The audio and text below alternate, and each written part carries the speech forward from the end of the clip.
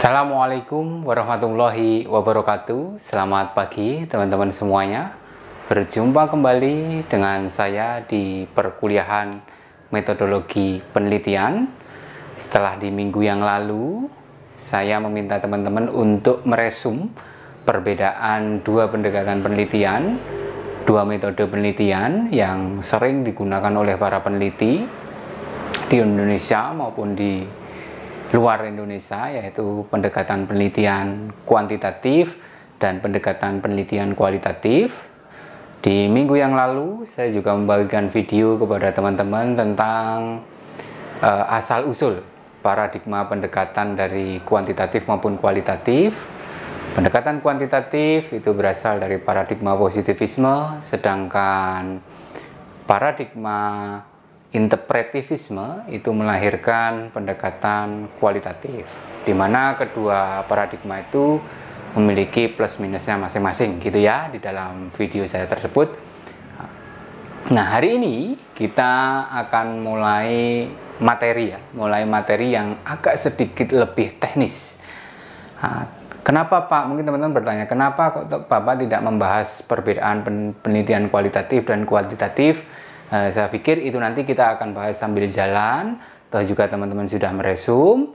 Saya pikir teman-teman sudah ada awareness istilahnya kesadaran, tumbuh pemahaman teman-teman. Istilahnya tahu lah, ini penelitian kuantitatif itu seperti ini, penelitian kualitatif itu seperti ini. Nah, nanti sambil jalan kita akan melihat melihat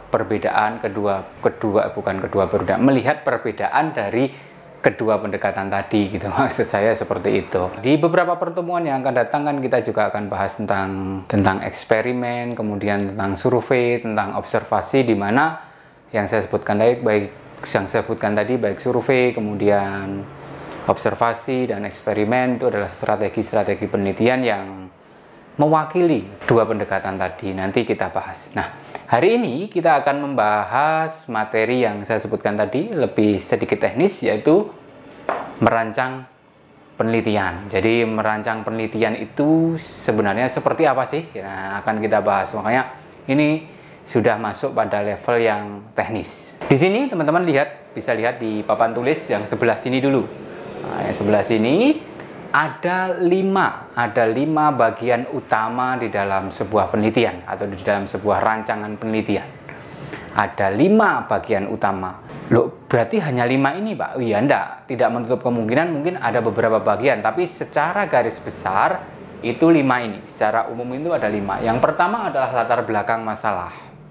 Jadi sebuah penelitian tentu harus memiliki latar belakang masalah. Kemudian setelah latar belakang masalah ini, di bagian ini adalah teman-teman menguraikan masalah yang Anda ingin teliti, kemudian masalah yang masih secara umum, masih secara general di situ, Anda rumuskan secara spesifik di dalam rumusan masalah, di mana di dalamnya nanti ada pertanyaan penelitian dan ada tujuan penelitian. Nah, tujuan penelitian ini adalah jawaban dari pertanyaan penelitian yang teman-teman ajukan. Kemudian setelah rumusan masalah ada kerangka teoritis. Nah, ini penting juga. Setelah ada latar belakang masalah, ada rumusan masalah, harus ada kerangka teoritis. Harus ada landasan teori. Baik penelitian kuantitatif maupun penelitian kualitatif itu pasti sama-sama menggunakan landasan teori, pasti menggunakan teori untuk penelitiannya. Jadi teman-teman nanti misalkan sudah punya masalah dirumuskan, kemudian ada pertanyaan penelitian dan tujuan penelitian.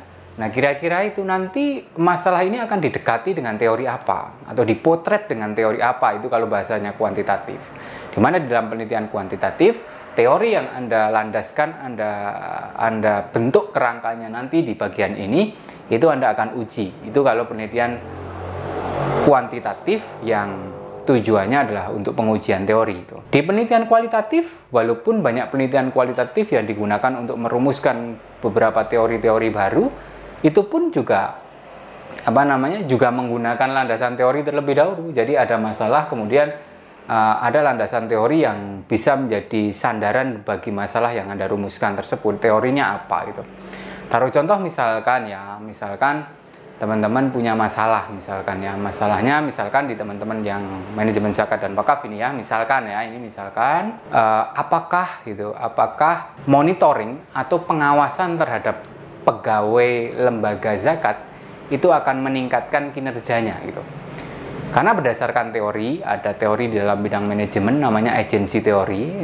Orang itu kalau dimonitor, kalau dipantau, dia akan cenderung baik kinerjanya gitu. Tapi mungkin teman-teman lihat juga di fakta di lapangan bahwa ada ternyata orang yang dipantau terlalu ketat dimonitor, justru dia malah risih, akhirnya kinerjanya malah buruk. Nah itu kan masalah gitu. Nah kemudian di sini kerangka teori yang jadi landasan apa ya, agensi teori tadi.